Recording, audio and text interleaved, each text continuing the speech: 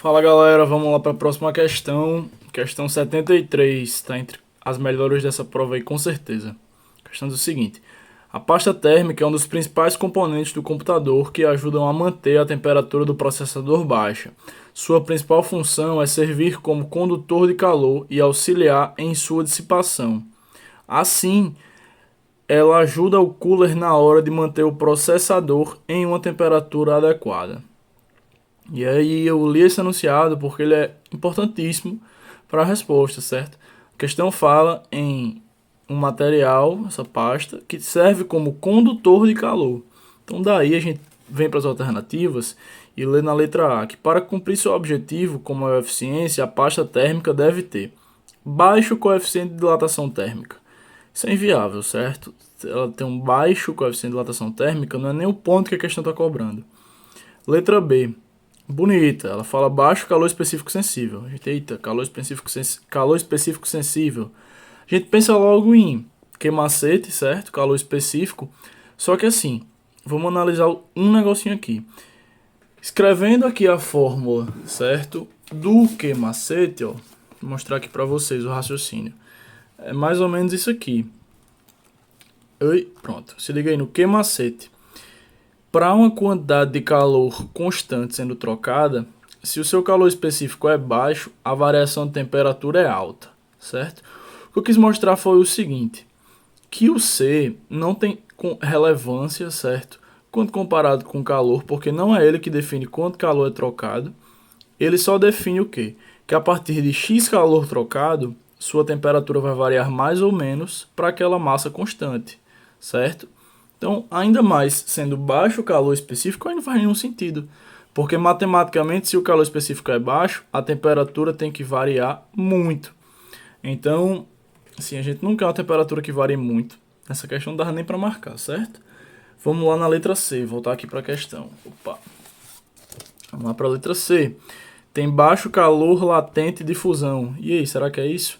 Não é o caso, certo? Calor latente, vamos lembrar, é o calor que a gente estuda quando a troca de estado físico. Por isso que ele fala aqui, ó, latente de fusão. Porque é como se você trocasse, certo, de estado físico passando por uma fusão, não é o caso. Alta condutividade térmica. Rapaz, ele falou em servir como condutor de calor. Se é alta quantidade térmica, parece bem interessante, certo? E aí alta massa específica, nada a ver. Isso aqui vem lá de hidrostática, nada a ver, forçou total. E não vou falar agora porque não é o caso, vai misturar muito. Vamos aproveitar a letra D, que é a resposta correta, e vamos falar um pouquinho sobre isso aqui, galera. Condutividade térmica, certo? De onde vem esse raciocínio, de onde vem esse conceito? Pessoal, condutividade térmica, a gente tem que lembrar lá de condução de calor. O que é condução de calor? Quanto calor a gente troca em um determinado tempo, certo? Isso aqui é um dos três tipos de... perdão, a gente divide em... Putz, isso aqui é um dos três tipos, estava certo. Isso aqui é um dos três tipos. Meu Deus, buguei tudo aqui. Vamos lá. Isso aqui é um dos três tipos de transferência de calor, certo? A gente tem a condução, que é por contato. A gente tem a convecção, que é por fluidos, ar e líquidos. E a gente tem a radiação, que é por ondas eletromagnéticas, no vácuo. Ok.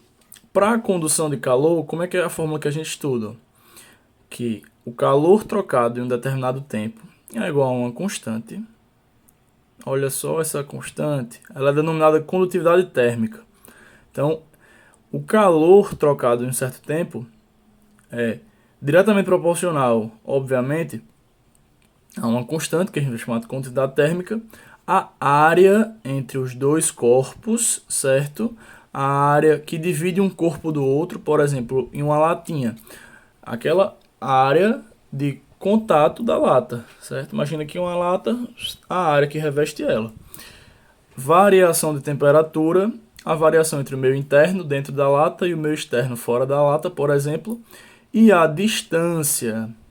Quem é essa distância? Quem é esse D?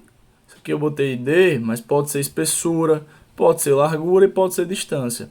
É a distância que esse calor vai ter que correr entre um corpo e outro. Espessura do material, por exemplo, espessura da latinha, espessura de uma parede, por exemplo.